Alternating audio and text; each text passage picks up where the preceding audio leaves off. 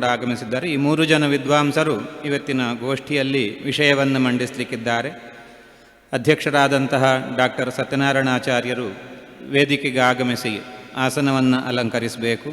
3 ಜನ ವಿದ್ವಾಂಸರು ವೇದಿಕೆಗೆ ಆಗಮಿಸಬೇಕು ಅಂತ ಕೇಳಿಕೊಳ್ತಾ ಇದ್ದೇನೆ. ಶ್ರೀ ಶ್ರೀ ವಿಶ್ವಪ್ರಸನ್ನ ತೀರ್ಥ ಶ್ರೀಪಾದರ ಅನುಜ್ಞೆಯನ್ನು, ಪರಮಪೂಜ್ಯ ಶ್ರೀ ಶ್ರೀ ವಿದ್ಯಾಪ್ರಸನ್ನ ತೀರ್ಥ ಶ್ರೀಪಾದರ ಅನುಜ್ಞೆಯನ್ನು ಪಡೆದುಕೊಂಡು ಮಧ್ಯಾಹ್ನದ ಗೋಷ್ಠಿಯನ್ನು ಆರಂಭಿಸ್ತಾ ಇದ್ದೇವೆ. ನಾಗದೇವರ ಆರಾಧನೆ ಪ್ರಪಂಚದಾದ್ಯಂತ ಸಾಮಾನ್ಯವಾಗಿ ಎಲ್ಲ ಕಡೆ ಕಾಣುವಂತಹ ವಿಷಯ. ಜನಸಾಮಾನ್ಯರ ದೇವರು ನಾಗದೇವರು. ನಾಗನ ಆರಾಧನೆ ನಾಗನ ಮೇಲಿನ ಭಕ್ತಿಯಿಂದ ಮಾಡುವಂತಹದ್ದು ಒಂದು ರೀತಿಯಲ್ಲಿ. ಆದರೆ ನಾಗನ ದೋಷ ಬಂದಾಗ ಅಂತಹ ದೋಷಗಳ ಪ್ರಾಯಶ್ಚಿತ್ತ ರೂಪವಾಗಿ ಮಾಡುವಂತಹದ್ದು ಅದರದ್ದು ಇನ್ನೊಂದು ಮುಖ. ಮನುಷ್ಯನಿಗೆ ಹಲವು ಕಾರಣಗಳಿಂದಾಗಿ ಒಂದಷ್ಟು ಸಮಸ್ಯೆಗಳು, ತೊಂದರೆಗಳು ಜೀವನದಲ್ಲಿ ಬರಲಿಕ್ಕೆ ಸಾಧ್ಯ ಇದೆ ಅಂತ ಶಾಸ್ತ್ರಕಾರರು ಗುರುತಿಸಿದ್ದಾರೆ. ಜ್ಯೋತಿಷ್ಶಾಸ್ತ್ರ ಹೇಳ್ತದೆ ಎಷ್ಟು ಕಾರಣದಿಂದ ಮನುಷ್ಯನಿಗೆ ಸಮಸ್ಯೆ ಬರ್ತದೆ ಅಂತ ಕೇಳಿದರೆ, ದೇವೈರ್ವಾ ಧರ್ಮದೇವೈ ಫಣಿಪಿತೃ ಗುರುಭಿ ಬ್ರಾಹ್ಮಣೈ ಪ್ರೇತಭೂತೈ ಪೀಡಾಯಾ ಸ್ಯಾತ್ ಕೃತಾಸ ತದನುಭವತಿಯ ದೃಗ್ಭವ ವಾಗ್ಭವ ವಾ ಯಾ ಸ್ಯಾತ್ ಭೂಯೋ ವಿಷೋತ್ಥ ಪುನರಿಹ ರಿಪುಭಿ ಯಾ ಕೃತ.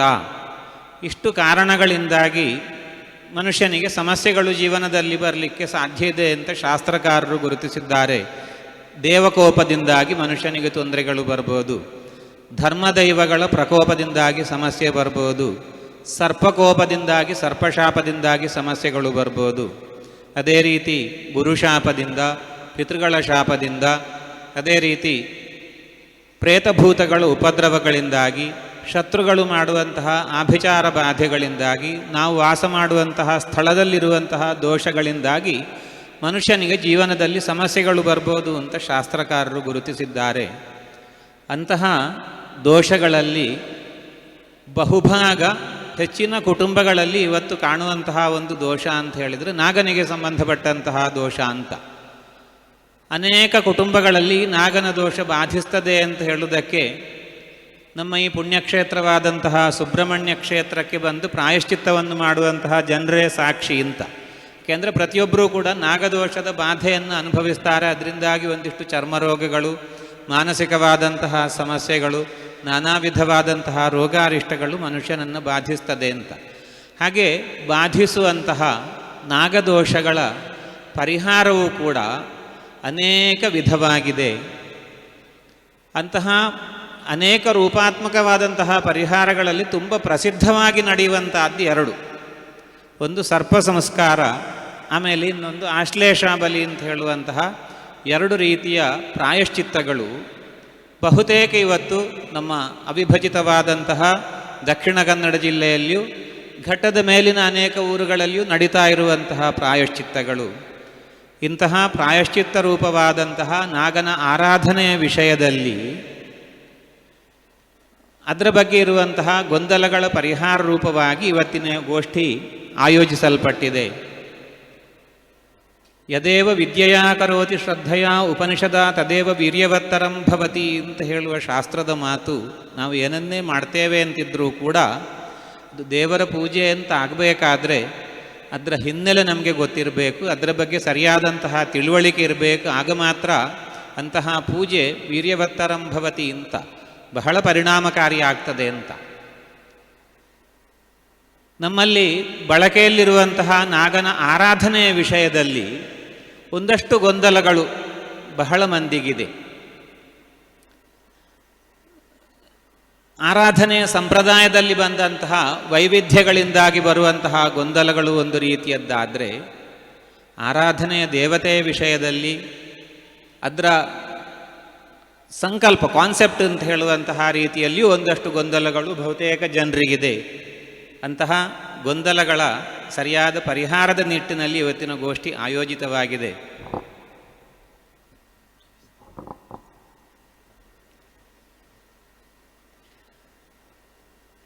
ದೇವರ ಬಗ್ಗೆ ಸಾಮಾನ್ಯವಾಗಿ ಒಂದು ನಂಬಿಕೆ ಇದೆ. ಏನು ಕೇಳಿದರೆ, ದೇವರ ಬಗ್ಗೆ ಎಲ್ರಿಗೂ ಗೊತ್ತುಂಟು, ದೇವರ ಬಗ್ಗೆ ಯಾರಿಗೂ ಗೊತ್ತಿಲ್ಲ ಅಂತ. ಯಾರಿಗೂ ಗೊತ್ತಿಲ್ಲ ಅಂದರೆ ಸಮಗ್ರವಾಗಿ ಗೊತ್ತಿಲ್ಲ ಅಂತ. ನಾಗಾರಾಧನೆ ವಿಷಯದಲ್ಲಿಯೂ ಕೂಡ ಬಹುತೇಕ ಪುರೋಹಿತರದ್ದು ಇವತ್ತಿನ ಸ್ಥಿತಿ ಹಾಗೆ. ನಾಗಾರಾಧನೆ ಪುರೋಹಿತರ ಹತ್ರ ಕೇಳಿದರೆ ಬಹುತೇಕ ಎಲ್ಲ ವ್ಯಕ್ತಿಗಳಿಗೂ ಗೊತ್ತಿದೆ. ಗಮನಿಸಿ ವಿಷಯ ಪ್ರಸ್ತಾವನೆ ಮಾಡ್ತಾ ಇದ್ದೆ. ನಾಗಾರಾಧನೆ ವಿಷಯ ಬಹುತೇಕ ಎಲ್ಲ ಪುರೋಹಿತರಿಗೂ ಗೊತ್ತಿದೆ ಅಂತಿದ್ರೂ ಕೂಡ ಸಮಗ್ರವಾದ ಅದರ ಕಲ್ಪನೆ ಏನು, ಅದರ ವ್ಯವಸ್ಥೆಗಳೇನು, ಶಾಸ್ತ್ರೀಯವಾದಂತಹ ಹಿನ್ನೆಲೆ ಏನು ಅಂತ ಹೇಳುವಂತಹ ಬಗ್ಗೆ ಪೂರ್ಣವಾಗಿ ಬಹುತೇಕ ಪುರೋಹಿತರಿಗೂ ಗೊತ್ತಿಲ್ಲ ಅಂತ ಹೇಳುವಂತಹ ಸ್ಥಿತಿ ಇದ್ದದ್ರಿಂದ ಅದರ ಜೊತೆಗೆ ಶಾಸ್ತ್ರ ಗ್ರಂಥಗಳಲ್ಲಿ ಇವತ್ತು ನಮ್ಮಲ್ಲಿ ವಾಡಿಕೆಯಲ್ಲಿರುವಂತಹ ಆಶ್ಲೇಷ ಬಲಿ ಪರಿಪೂರ್ಣವಾಗಿ ಎಲ್ಲಿಯೂ ಸಿಗ್ತಾ ಇಲ್ಲ. ಶಾಸ್ತ್ರ ಗ್ರಂಥಗಳಲ್ಲಿ ಉಲ್ಲೇಖ ಮಾಡಿದಂತಹ ಸರ್ಪ ಬಲಿ ಅಂತ ಹೇಳುವಂತಹ ಒಂದು ವ್ಯವಸ್ಥೆ ಇದೆ. ಬ್ರಹ್ಮಕರ್ಮ ಸಮುಚ್ಚಯಾದಿಗಳಲ್ಲಿ ಕಾಣುವಂತಹ ಸರ್ಪ ಬಲಿ ಇವತ್ತು ನಾವು ಕಾಣುವಂತಹ ಸರ್ಪ ಸಂಸ್ಕಾರದ ವ್ಯವಸ್ಥೆಗೆ ಒಂದಿಷ್ಟು ಹೊಂದಿಕೆ ಆಗ್ತದೆ. ಪರಿಪೂರ್ಣವಾಗಿ ಅಲ್ಲಿ ಹೇಳಿದಂತೆ ನಾವು ಮಾಡ್ತಾ ಇಲ್ಲ ಅಂತಿದ್ರು ಒಂದಿಷ್ಟು ಅದಕ್ಕೆ ಹೊಂದಿಕೆ ಆಗ್ತದೆ. ನಮ್ಮಲ್ಲಿ ಬಳಕೆಯಲ್ಲಿರುವಂತಹ ಆಶ್ಲೇಷ ಬಲಿ ಅಂತ ಹೇಳುವಂತಹ ವ್ಯವಸ್ಥೆ ಬಹುಶಃ ಪರಿಪೂರ್ಣವಾಗಿ ಎಲ್ಲಿಯೂ ಶಾಸ್ತ್ರದಲ್ಲಿ ಕಾಣ್ತಾ ಇಲ್ಲ.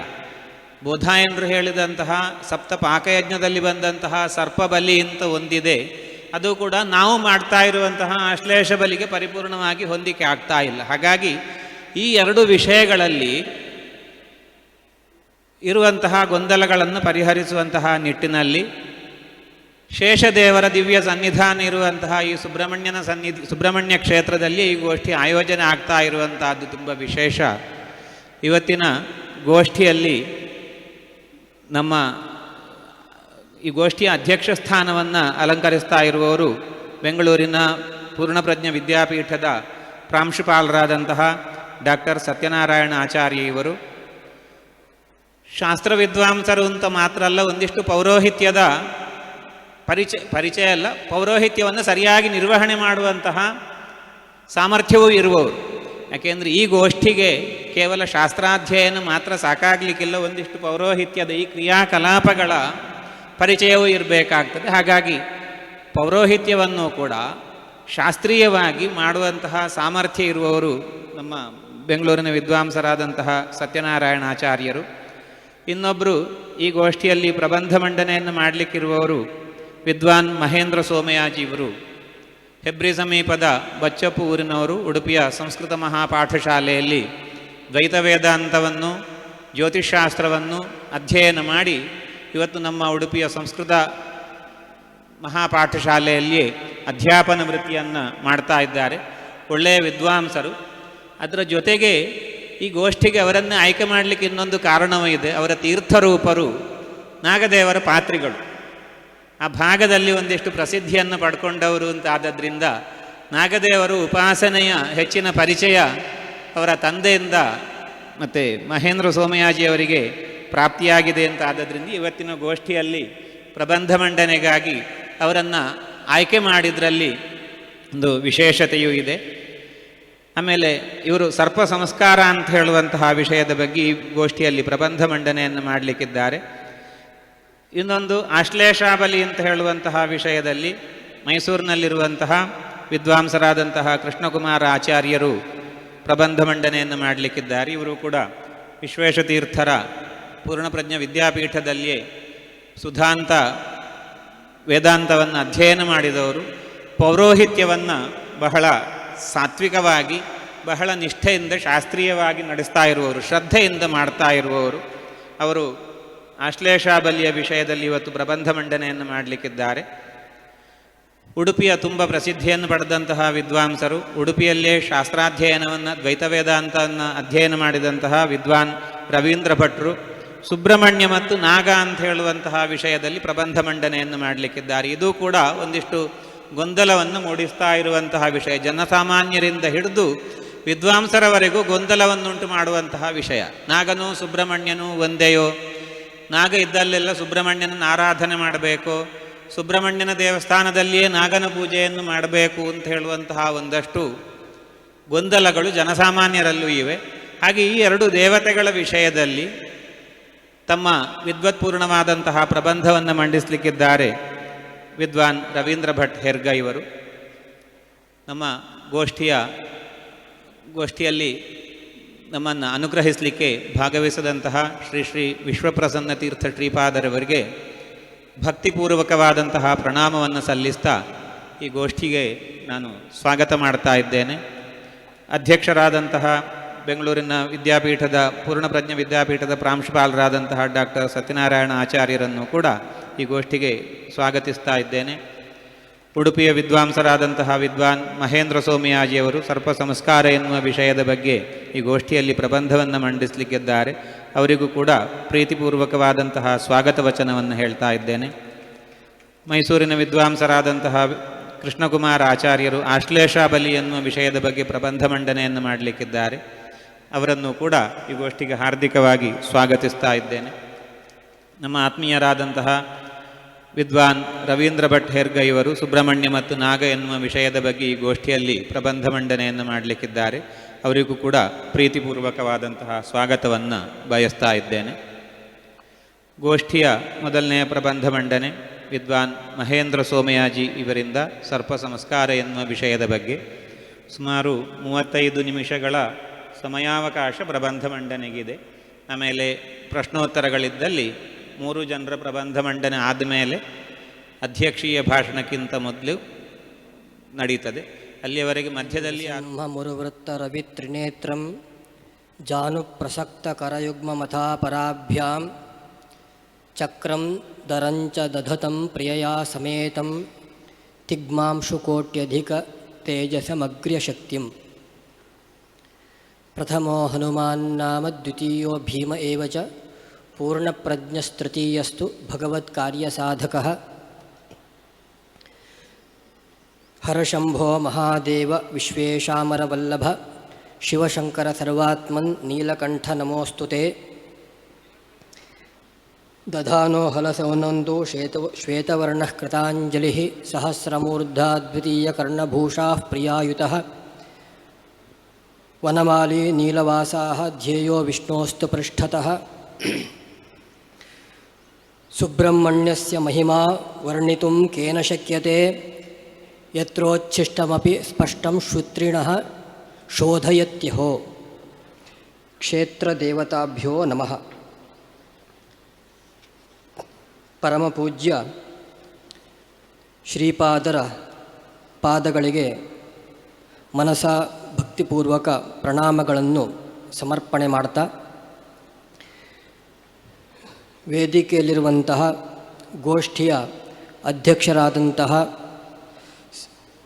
ಪೂರ್ಣಪ್ರಜ್ಞ ವಿದ್ಯಾಪೀಠದ ಪ್ರಾಂಶುಪಾಲರಾದಂತಹ ಸತ್ಯನಾರಾಯಣ ಆಚಾರ್ಯರಿಗೂ ಹಾಗೂ ಪ್ರಬಂಧ ಮಂಡನೆಯನ್ನು ಮಾಡಲಿಕ್ಕಿರುವಂತಹ ಕೃಷ್ಣಕುಮಾರ ಆಚಾರ್ಯರಿಗೂ ಹೆರ್ಗ ರವೀಂದ್ರ ಭಟ್ಟರಿಗೂ ಸಹ ನಮಸ್ಕಾರಗಳನ್ನು ಸಮರ್ಪಣೆ ಮಾಡ್ತಾ, ಸಭೆಯಲ್ಲಿ ಆಸೀನರಾದಂತಹ ಎಲ್ಲ ಪಂಡಿತರಿಗೆ ಮತ್ತು ಜಿಜ್ಞಾಸುಗಳಿಗೆ ವಂದಿಸಿ ಸರ್ಪ ಸಂಸ್ಕಾರದ ಬಗ್ಗೆ,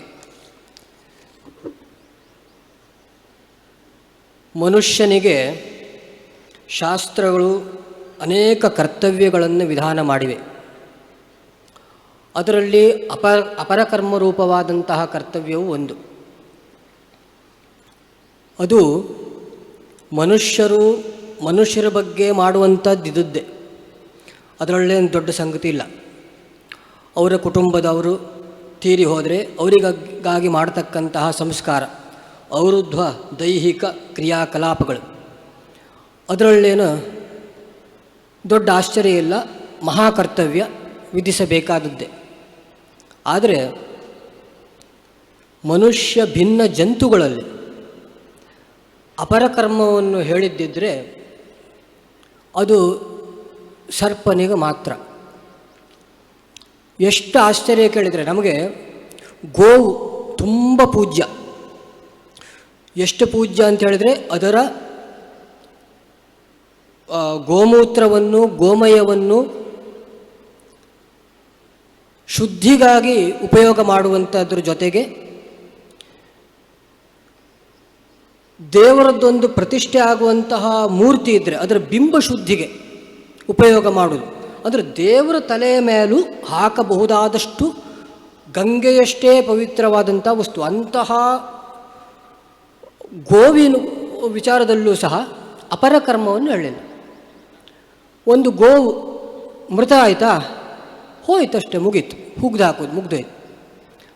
ಇನ್ನೇನು ನಾವು ಅದರ ಮೇಲಿನ ಭಕ್ತಿಯಿಂದ ವಸ್ತ್ರಾದಿಗಳನ್ನು ಸಮರ್ಪಣೆ ಮಾಡೋದು, ಹೂ ಹಾಕೋದು ಇದೆಲ್ಲ ಬೇರೆ. ಆದರೆ ಒಂದು ಕ್ರಿಯಾಕಲಾಪ ಅಂತಿಲ್ಲ.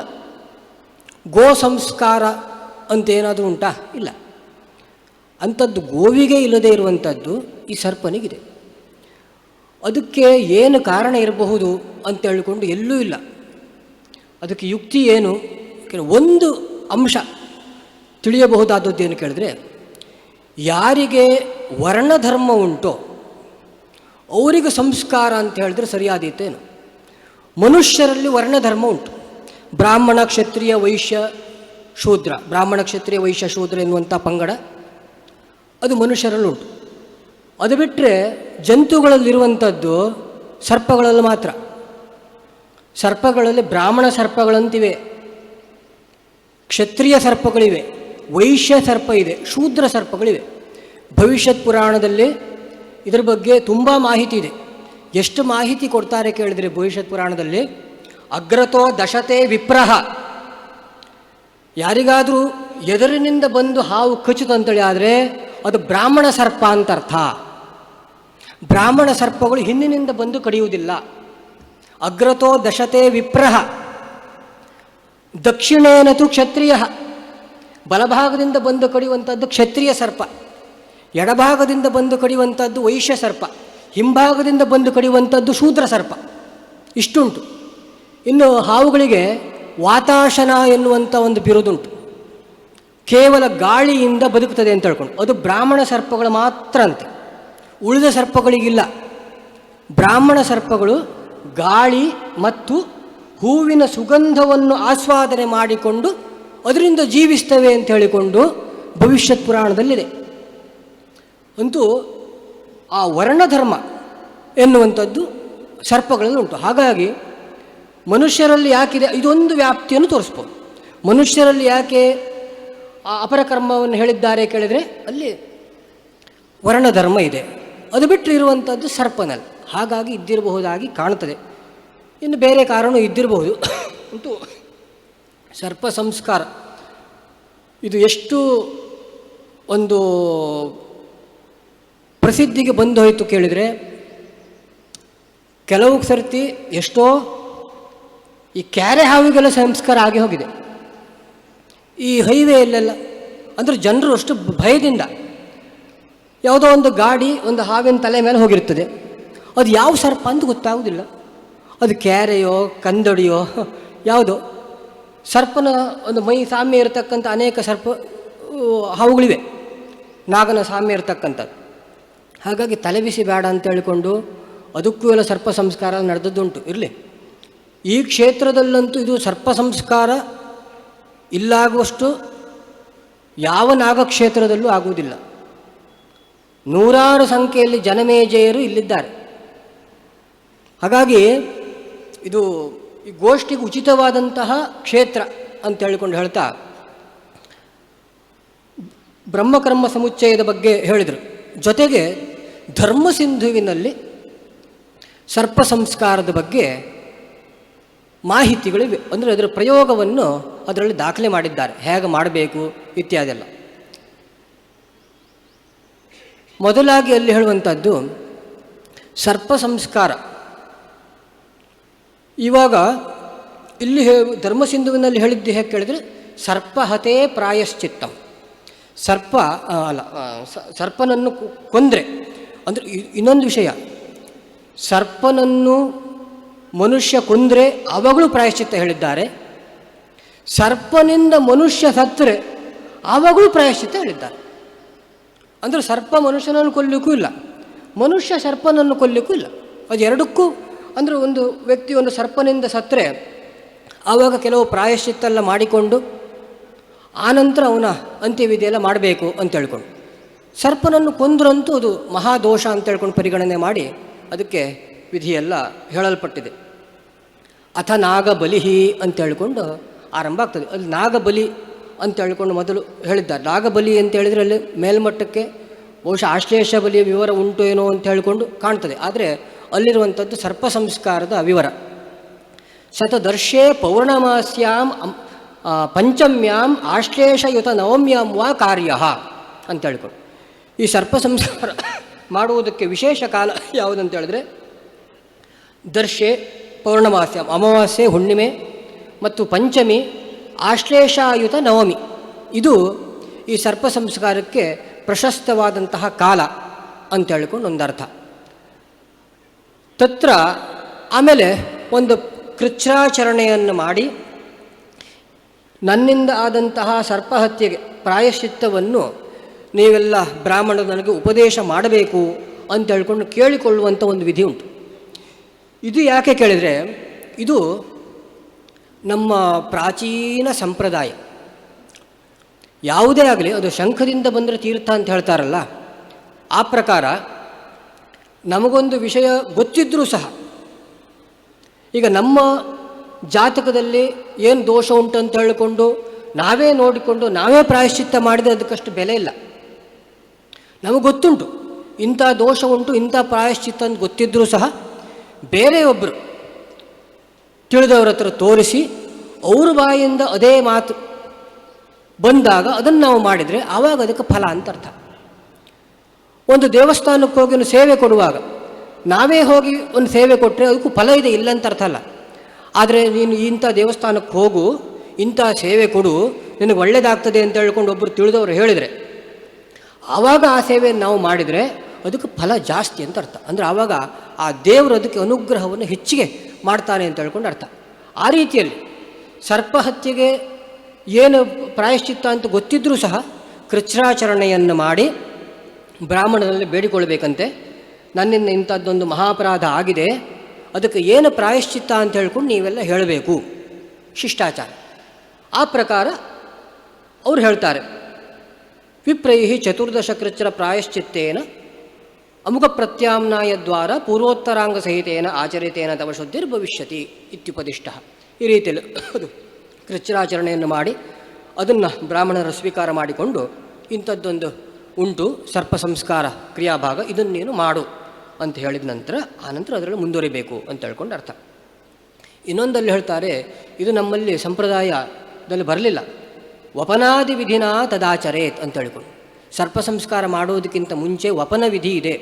ಯಾವ ರೀತಿಯಲ್ಲಿ ಮನುಷ್ಯ ತೀರಿ ಹೋದಾಗ ಮಕ್ಕಳು, ತಂದೆ ತಾಯಿಗಳು ಮೃತರಾದಾಗ ಮಕ್ಕಳು ಯಾವ ರೀತಿಯಲ್ಲಿ ಆ ವಿಧಿಯನ್ನು ಮಾಡಿಕೊಳ್ತಾರೋ ಅಂಥದ್ದೇ ವಪನ ವಿಧಿ ಸರ್ಪ ಸಂಸ್ಕಾರ ಮಾಡೋದಕ್ಕಿಂತ ಮುಂಚೆಯೂ ಇದೆ.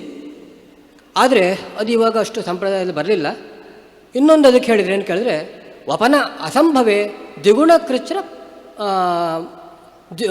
ಕೃಚ್ಛ್ರ ಪ್ರತ್ಯಾಮ್ನಾಯ. ಎರಡು ಪಟ್ಟು ಕೃಚ್ಛ್ರಾಚರಣೆ ಮಾಡಿಬಿಟ್ರೆ ಆಯ್ತು, ಆವಾಗ ನಿಮ್ಮ ತಲೆ ಕೂದಲುಳಿತು.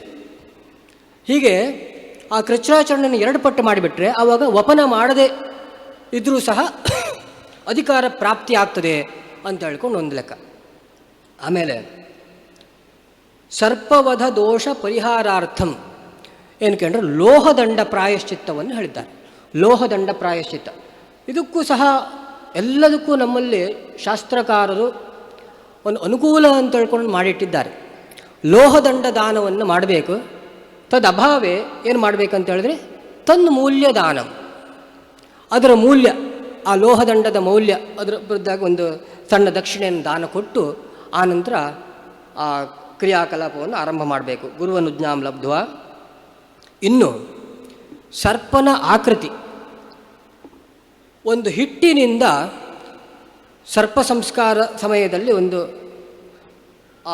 ಸರ್ಪನನ್ನು ರಚನೆ ಮಾಡಬೇಕು. ಯಾವ ಹಿಟ್ಟು ಅಂತ ಹೇಳಿದ್ರೆ ಗೋಧೂಮ ವ್ರೀಹಿ ತಿಲ ಅನ್ಯತಮ ಪಿಷ್ಟೇನ. ಗೋಧೂಮ ಅಂತೇಳಿ ಒಂದು ಗೋಧಿ ಹಿಟ್ಟಿನಿಂದ ಸರ್ಪಾಕೃತಿಯನ್ನು ಮಾಡಬೇಕು. ಅಥವಾ ವ್ರೀಹಿ, ವ್ರೀಹಿ ಅಂದರೆ ಭತ್ತ, ಭತ್ತ ಅಂದರೆ ಅಕ್ಕಿ ಹಿಟ್ಟು. ಗೋಧಿ ಹಿಟ್ಟಿನಿಂದ ಮಾಡಬಹುದು, ಅಕ್ಕಿ ಹಿಟ್ಟಿನಿಂದಲೂ ಮಾಡಬಹುದು. ತಿಲ, ಎಳ್ಳನ್ನು ಹುಡಿ ಮಾಡಿ ಅದರ ಹಿಟ್ಟಿನಿಂದಲೂ ಮಾಡಬಹುದು ಅಂತ ಹೇಳ್ಕೊಂಡು. ಅನ್ಯತಮ ಪಿಷ್ಟೇನ ಸರ್ಪಾಕೃತಿಂ ಕೃತ್ವ, ಸರ್ಪದ ಆಕಾರವನ್ನು ಮಾಡಿ ಶೂರ್ಪೇ ನಿಧಾಯ ಸರ್ಪಂ ಪ್ರಾರ್ಥಯೇತ್. ನಮ್ಮಲ್ಲಿ ಏನು ಬಂದಿದೆ ಅಂತ ಹೇಳಿದ್ರೆ, ಒಂದು ಸರ್ಪವನ್ನು, ಇದು ಸಂಪ್ರದಾಯದಲ್ಲಿ ಬಂದಿರುವಂಥದ್ದು, ಅಲ್ಲಿ ಪೂಜೆಗಾಗಿ ಇಟ್ಟು ಆನಂತರ ಅದರ ದಹನ ವಿಧಿಯೆಲ್ಲ ಮಾಡುವ ಹಾಗೆ ಮತ್ತೊಂದು ಸರ್ಪವನ್ನು ಪೂಜಿಸಿ ಹುತ್ತದಲ್ಲಿ ಸಮೀಪದಲ್ಲಿರುವಂತಹ ವಲ್ಮೀಕದಲ್ಲಿ ತೆಗೆದುಕೊಂಡು ಹೋಗುವಂಥದ್ದು ಒಂದು ಸಂಪ್ರದಾಯ ಬಂದಿದೆ. ಅದರ ಧರ್ಮಸಿಂಧುವಿನಲ್ಲಿ ಅದರ ಪ್ರಸ್ತಾವ ಇಲ್ಲ. ಬೇರೆ ಗ್ರಂಥದಲ್ಲಿ ಇದ್ದಿರ್ಬೋದು, ಇಲ್ಲದೆಯೂ ಇದ್ದಿರ್ಬೋದು, ಹೇಳಲಿಕ್ಕೆ ಬರೋದಿಲ್ಲ.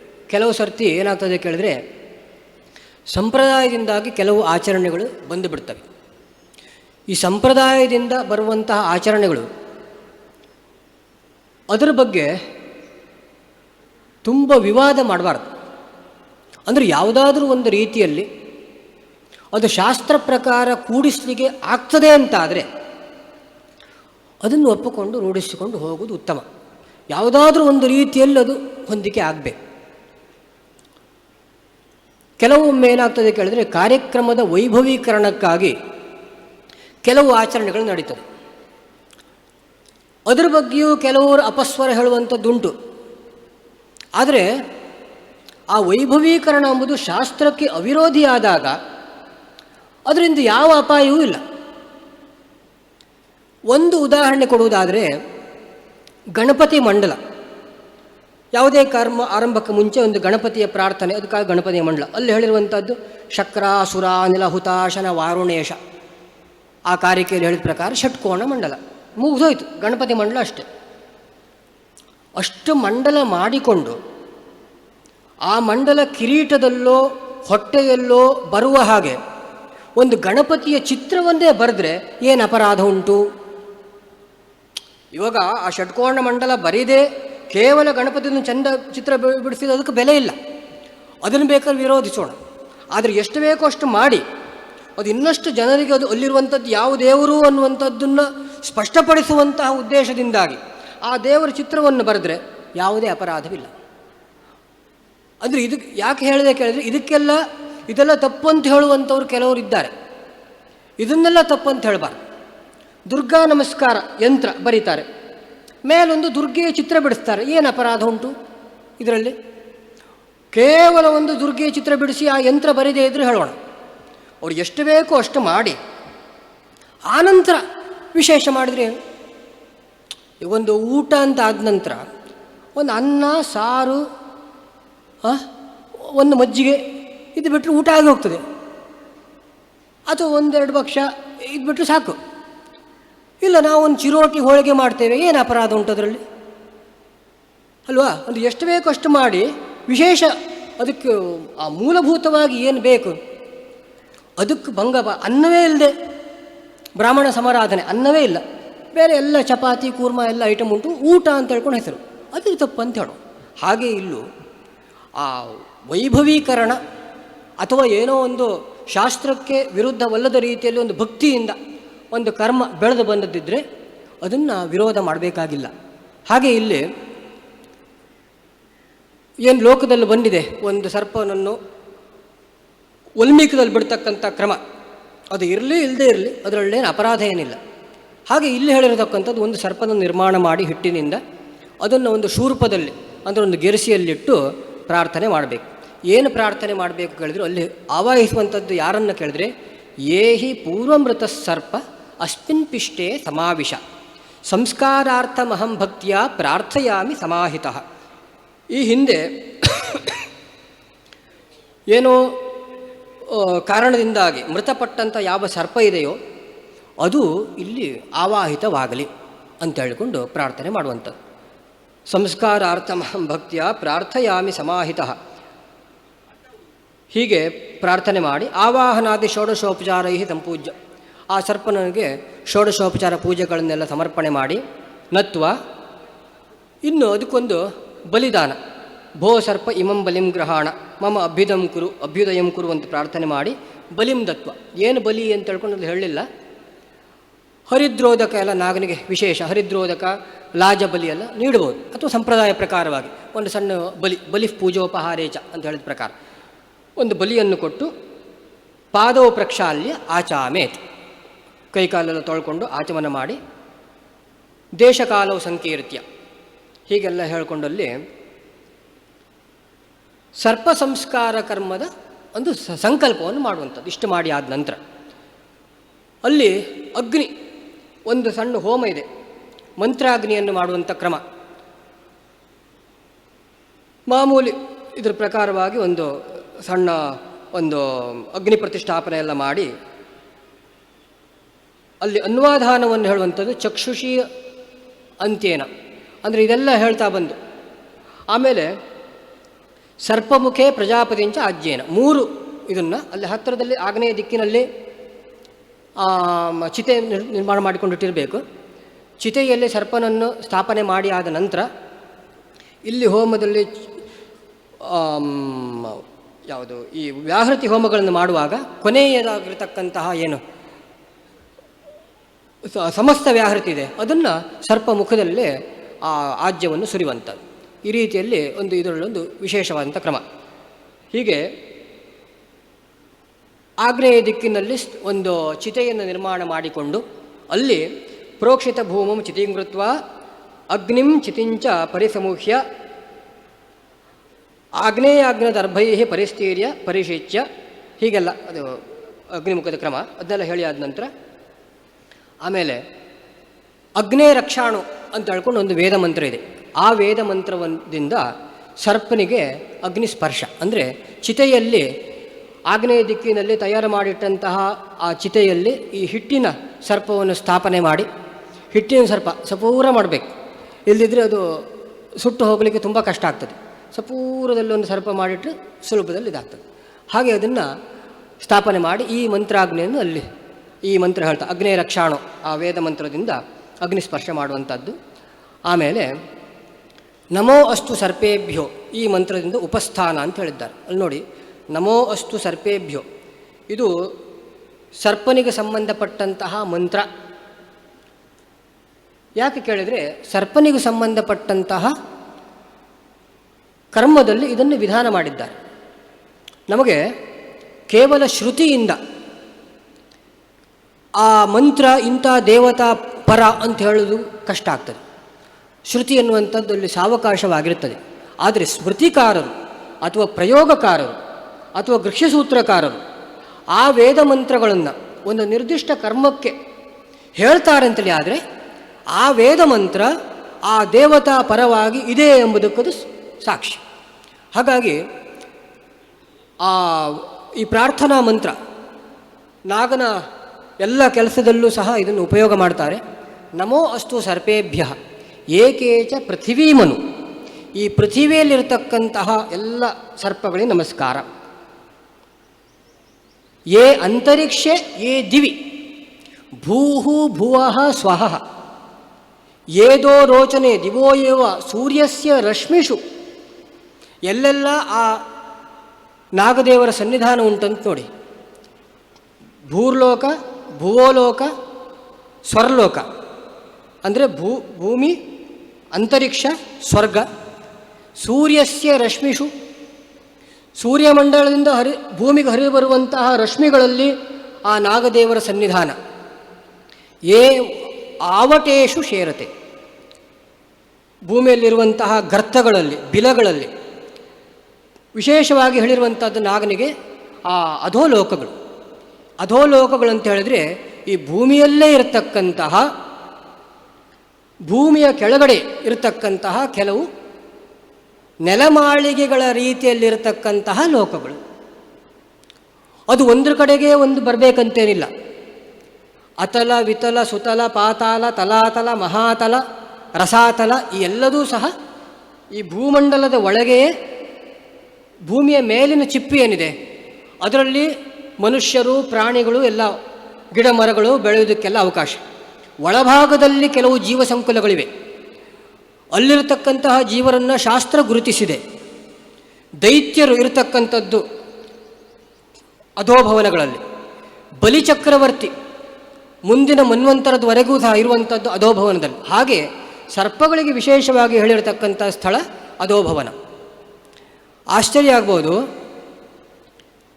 ನಮ್ಮ ಈ ಒಂದು ಪರಶುರಾಮ ಕ್ಷೇತ್ರದಲ್ಲಿ ಅಂತಹ ಅಧೋಭುವನಗಳಿಗೆ ಸಂಬಂಧ ಕೊಡುವಂತಹ 3 ಬಿಲಗಳಿವೆ.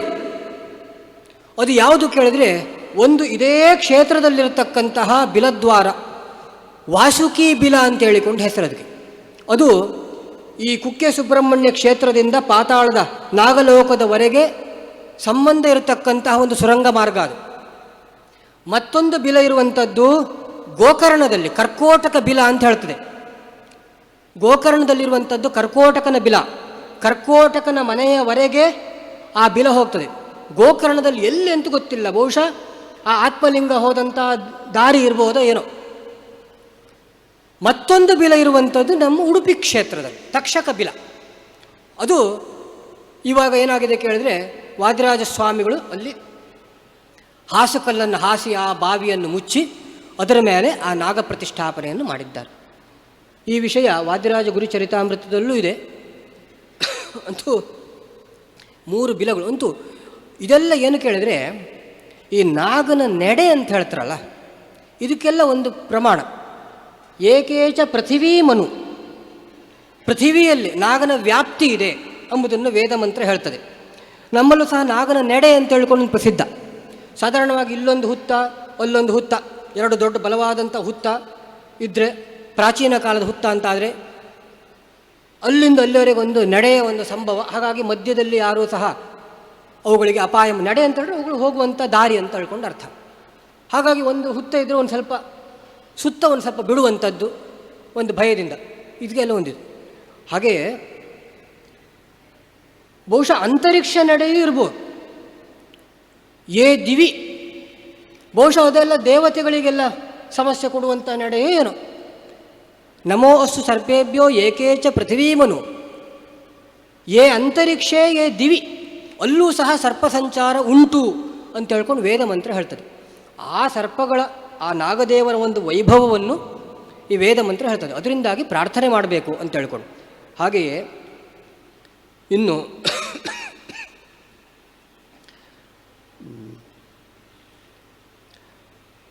ಮತ್ತೊಂದು ಪ್ರಾರ್ಥನಾ ಮಂತ್ರ, ತ್ರಾಹಿ ತ್ರಾಹಿ ಮಹಾಭೋಗಿನ್ ಸರ್ಪೋಪದ್ರವ ದುಃಖತಃ ಸಂತತಿಂ ದೇಹಿ ಮೇ ಪುಣ್ಯಾಂ ನಿರ್ದುಷ್ಟಾಂ ದೀರ್ಘಜೀವಿನಿ.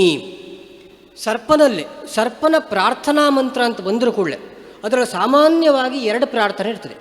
ಒಂದು ಆರೋಗ್ಯದ ಬಗ್ಗೆ, ಮತ್ತೊಂದು ಸಂತಾನದ ಬಗ್ಗೆ. ಇದೆರಡು ನಾಗನ ಅನುಗ್ರಹದಿಂದಲೇ ಆಗುವಂಥದ್ದು ಅಂತ ಹೇಳಿಕೊಂಡು ಶಾಸ್ತ್ರದಲ್ಲಿ ಪ್ರತೀತಿ.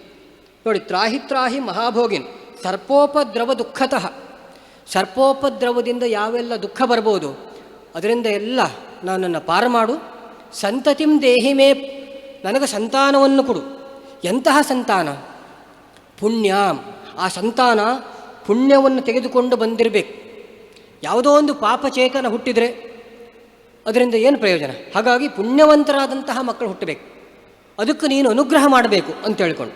ಹಾಗೆಯೇ ನಿರ್ದುಷ್ಟಾಂ, ಪುಣ್ಯ ಇದೆ ಆದರೆ ಯಾವುದೋ ಒಂದು ಸಹವಾಸದಿಂದ ದುಷ್ಟತನವನ್ನು ಮಾಡತಕ್ಕಂತಹ ಒಂದು ಪ್ರಾರಬ್ಧ ಬಂತು.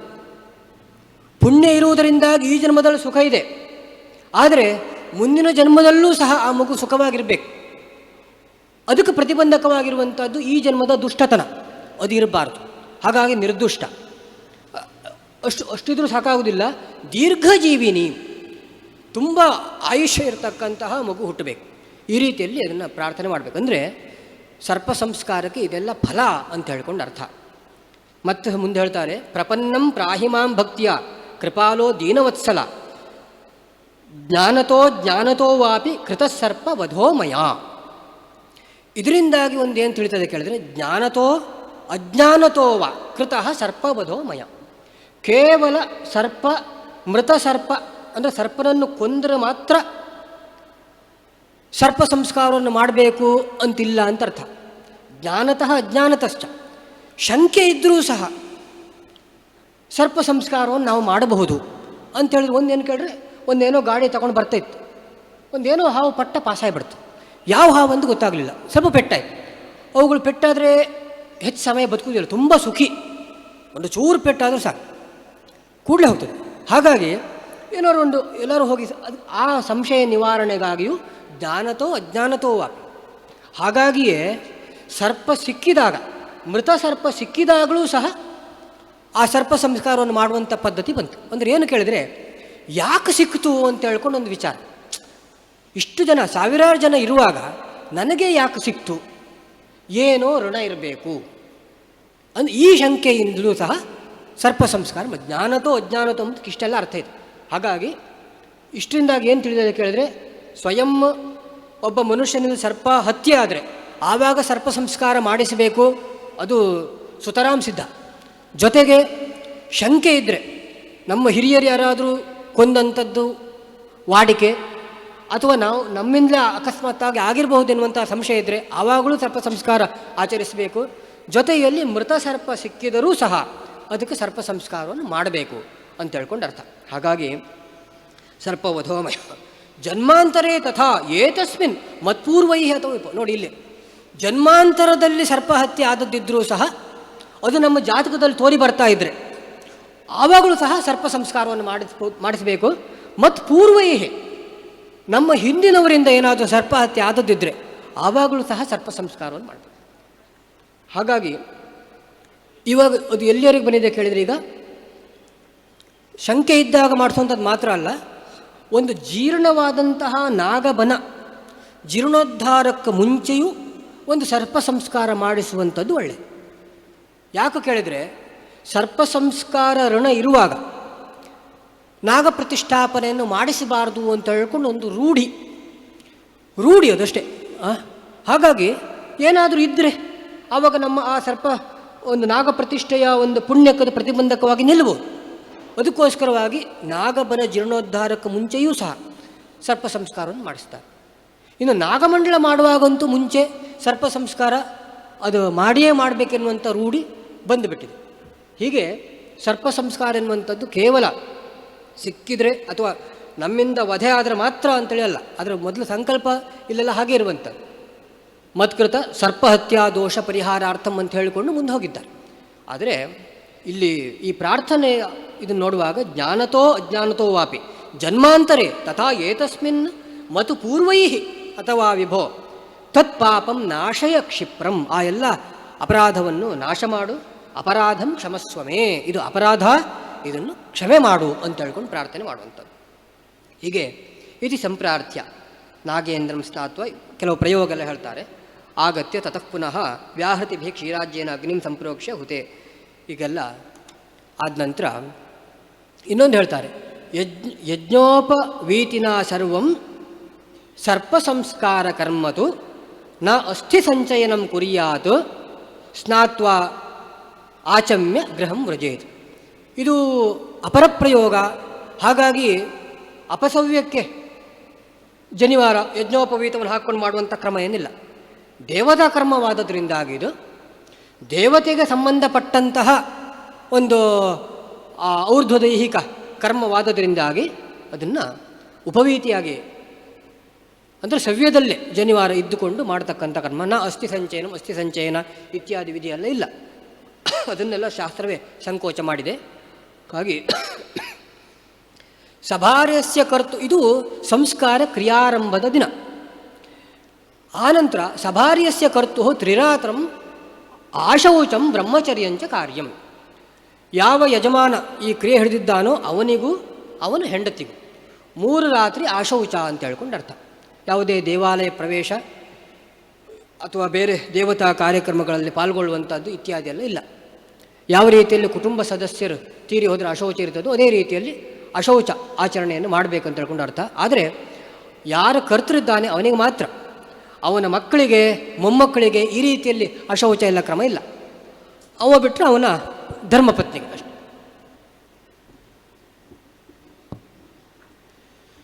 ಪರಮಪೂಜ್ಯ ಸುಬ್ರಹ್ಮಣ್ಯ ಮಠಾಧೀಶರಾದಂತಹ ಶ್ರೀ ಶ್ರೀ ವಿಶ್ವಪ್ರಸನ್ನ ತೀರ್ಥರು ಈ ಸಭೆಗೆ ಆಗಮಿಸಿದ್ದಾರೆ. ಭಕ್ತಿಯಾದರ ಪೂರ್ವಕವಾಗಿ ಅವರನ್ನು ಕೂಡ ಈ ಗೋಷ್ಠಿಗೆ ಸ್ವಾಗತಿಸ್ತಾ ಇದ್ದೆ. ಬ್ರಹ್ಮಚರ್ಯಂಚ ಕಾರ್ಯಂ ಚತುರ್ಥೇ ಅಹನೆ ಸಚೈಲಂ ಸ್ನಾತ್ವ ಘೃತಪಾಯಸ ಭಕ್ಷ್ಯೈ ಅಷ್ಟೌ ವಿಪ್ರಾನ್ ಭೋಜಯೇತ್. 8 ಬ್ರಾಹ್ಮಣರಿಗೆ ಭೋಜನ ಇತ್ಯಾದೆಲ್ಲ ಹೇಳಿದ್ದಾರೆ. ಅದು ಈ ಶ್ರಾದ್ದ ಕಾಲದ ಭೋಜನದ ಹಾಗೆ ಇಲ್ಲೂ ಮೊದಲೊಂದು ಭೋಜನ ಇದೆ. ಇದು ಯಾವುದೂ ಈಗ ಸಂಪ್ರದಾಯದಲ್ಲಿ ಬರಲಿಲ್ಲ. ಇದಕ್ಕೆಲ್ಲ ಕೆಲವು ಪ್ರತ್ಯಾಮ್ನಾಯ ಪ್ರಯೋಗಗಳೆಲ್ಲ ಇದೆ, ಇರಲಿ. ಅಂತೂ ಈ ರೀತಿಯೆಲ್ಲ ಆದ ನಂತರ ಆ ಬ್ರಾಹ್ಮಣ ಆರಾಧನೆಯ ಕ್ರಮ ಇತ್ಯಾದೆಲ್ಲ ಹೇಳ್ತಾರೆ. ಅಷ್ಟು ಮಾತ್ರ ಅಲ್ಲ, ಆ ಸರ್ಪನಿಗೆ ಮೃತ ಸರ್ಪಕ್ಕೆ ಪಿಂಡ ಪ್ರದಾನ ಇತ್ಯಾದಿ ಕರ್ಮಗಳೆಲ್ಲ ಮಾಡಿ ಆದ ನಂತರ ಇಲ್ಲಿ 3 ದಿವಸ ಹೇಳಿದ್ದಾರೆ.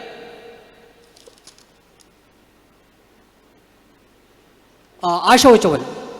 ಆದರೆ ಬೋಧಾಯನದಲ್ಲಿ ಏಕರಾತ್ರಂ ಅಂತ ಹೇಳ್ಕೊಂಡು ಉಂಟು. ಒಂದು ದಿವಸ ಅಶೌಚ ಆಚರಣೆ ಮಾಡಿದರೂ ಸಾಕು ಅಂತ.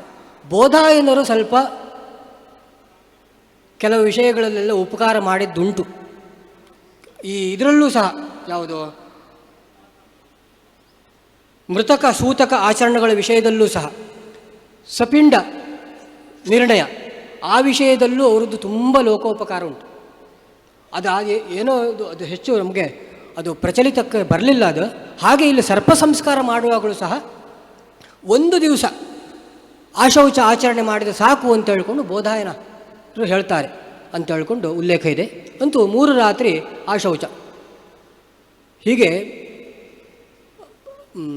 ಈ ರೀತಿಯಲ್ಲಿ ಹೇಳಿ ಆದ ನಂತರ ಆಮೇಲೆ ಪ್ರಾರ್ಥನಾ ಮಂತ್ರಗಳನ್ನೆಲ್ಲ ಹೇಳ್ತಾರೆ. ನಮೋ ಅಸ್ತು ಸರ್ಪೇಭ್ಯೋ ಏಕೇಚ ಪೃಥಿವೀ, ಅದಾಯಿತು.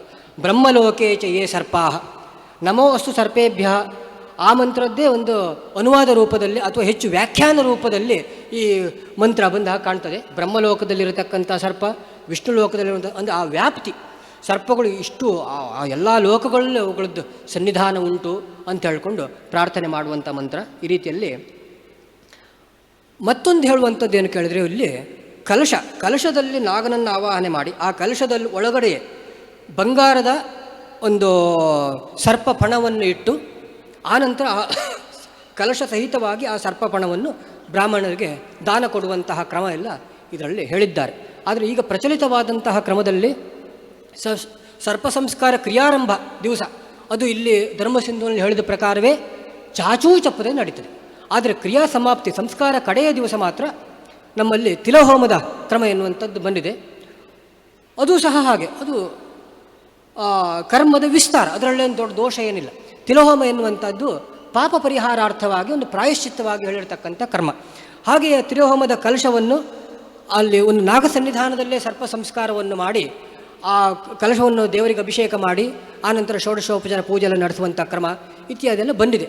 ಬೇರೆ ಬೇರೆ ಕಡೆಗಳಲ್ಲಿ ಬೇರೆ ಬೇರೆ ಕ್ರಮಗಳೆಲ್ಲ ಉಂಟು. ಅಂತೂ ಏನೇ ಇದ್ದರೂ ಸಹ ಶಾಸ್ತ್ರಕ್ಕೆ ಅವಿರುದ್ಧವಾದಂತಹ ಯಾವ ಕರ್ಮ ಇದ್ದರೂ ಸಹ ಅದನ್ನು ಕೂಡಿಸಿಕೊಳ್ಳಬಹುದು, ಮುಂದುವರಿಸಿಕೊಳ್ಳಬಹುದು ಅಂತ ಹೇಳ್ಕೊಂಡು ಅರ್ಥ. ಕಡೆಯಲ್ಲಿ ಬ್ರಾಹ್ಮಣ ಭೋಜನ ಎಲ್ಲ ಮಾಡಬೇಕು ಅಂತ ಹೇಳ್ಕೊಂಡು ಇತ್ಯಾದಿ ಹೇಳಿದ ನಂತರ ಈ ಸರ್ಪ ಸಂಸ್ಕಾರದ ಫಲ ಏನು ಅಂತೇಳಿ ಹೇಳಿದ್ದಾರೆ.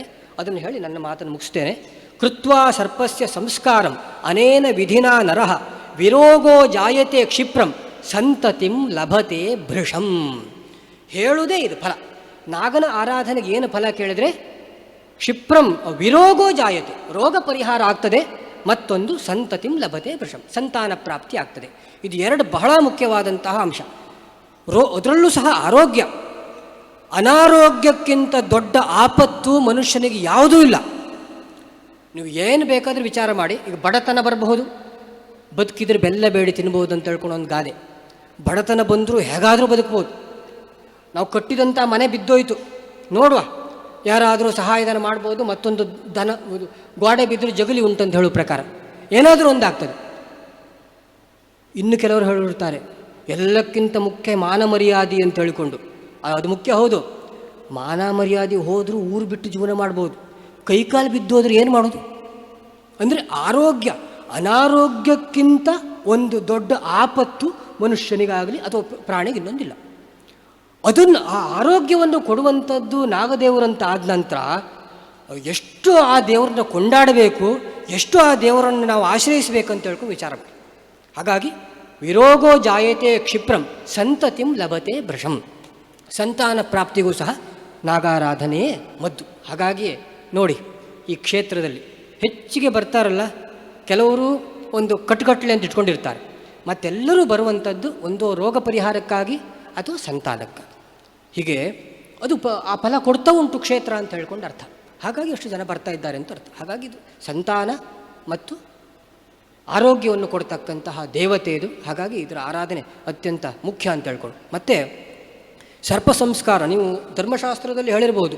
ಇದಕ್ಕೇನಾದರೂ ಸರ್ಪ ಸಂಸ್ಕಾರ, ಸರ್ಪನನ್ನು ವಧೆ ಮಾಡಿದ್ದಕ್ಕೆ ಇತಿಹಾಸದಲ್ಲೇನಾದರೂ ನಮಗೆ ಸಾಕ್ಷಿ ಸಿಗ್ತದೋ ಕೇಳಿದರೆ ಸಿಗ್ತದೆ. ನಮ್ಮ ರೂಪ್ಯಪೀಠ ಕ್ಷೇತ್ರ ಮಹಾತ್ಮೆ, ರಜತಪೀಠ ಮಹಾತ್ಮೆ, ಅದರಲ್ಲಿ ಇದೇ ಕತೆ ಬರುವಂಥದ್ದು. ರಾಮಭೋಜ ಎನ್ನುವಂತಹ ರಾಜ, ಅವನು ಅಶ್ವಮೇಧ ಯಾಗವನ್ನು ಮಾಡುವಾಗ ನೇಗಿಲಿಗೆ ಸರ್ಪ ಸಿಕ್ಕಿ ಸತ್ತ ಪ್ರಾಯಶ್ಚಿತ್ತಕ್ಕಾಗಿ 4 ದಿಕ್ಕಿನಲ್ಲಿ 4 ನಾಗನನ್ನು ಸ್ಥಾಪನೆ ಮಾಡಿ ಸ್ಕಂದಾಲಯ, ನಾಗಸಹಿತ ಸ್ಕಂದ ಅಂತ ಇಟ್ಕೊಳ್ಬೇಕು. ಅಲ್ಲಿ ನಾಗದೇವರು ಇದ್ದಾರೆ. ನಾಗ ಮತ್ತು ಸುಬ್ರಹ್ಮಣ್ಯನನ್ನು ಅರಿತೋಡು, ತಾಂಗೋಡು, ಮುಚ್ಲುಕೋಡು, ಮಾಂಗೋಡು ಎನ್ನುವಂಥ 4 ಕಡೆಗಳಲ್ಲಿ ಸ್ಥಾಪನೆ ಮಾಡಿ ಮಧ್ಯದಲ್ಲಿ ಬೆಳ್ಳಿ ಪೀಠದಲ್ಲಿ ಪರಶುರಾಮನನ್ನು ಆರಾಧನೆ ಮಾಡಿದ್ದು ಇದು ಪುರಾಣದಲ್ಲಿ ಕಾಣ್ತದೆ. ಅಂದರೆ ಸರ್ಪಹತ್ಯೆ ಮಾಡಿದರೆ ಅದಕ್ಕೆ ಪ್ರಾಯಶ್ಚಿತ್ತ ಮಾಡಿಕೊಳ್ಳಬೇಕು, ಮಾಡಿಕೊಂಡವರಿದ್ದಾರೆ ಎಂಬುದಕ್ಕೆ ಸಾಕ್ಷಿ. ಹಾಗಾಗಿ ಈ ರೀತಿಯಲ್ಲಿ ಸರ್ಪ ಸಂಸ್ಕಾರ ವಿಧಿ ಇದು ಧರ್ಮಸಿಂಧುವಿನಲ್ಲಿ ಹೇಳಿದ್ದನ್ನು ಯಥಾಮತಿಯಾಗಿ ಶ್ರೀಪಾದ ದ್ವಯರ ಸನ್ನಿಧಾನದಲ್ಲಿ ನಿಮ್ಮೆಲ್ಲರ ಎದುರಿನಲ್ಲಿ ಒಪ್ಪಿಸಿದ್ದೇನೆ. ಇದರಿಂದ ಕ್ಷೇತ್ರಾದಿ ದೇವತೆ ಸುಪ್ರೀತನಾಗಲಿ, ನಮಗೆ ನಿಮಗೆ ಎಲ್ಲರಿಗೂ ಸಹ ಆ ನಾಗಾರಾಧನೆಯ ಫಲ ಏನಿದೆ, ಪರಿಪೂರ್ಣ ಆರೋಗ್ಯ, ಸಂತಾನಾದಿ ಸೌಭಾಗ್ಯಗಳು, ಅದನ್ನೆಲ್ಲ ಆ ದೇವರು ಕರುಣಿಸಲಿ ಅಂತ ಹೇಳ್ಕೊಂಡು ಪ್ರಾರ್ಥನೆ ಮಾಡಿ ನನ್ನ 2 ಮಾತುಗಳು ಮುಗಿಸ್ತಾ ಇದ್ದೇನೆ. ಶ್ರೀಕೃಷ್ಣಾರ್ಪಣಮಸ್ತು.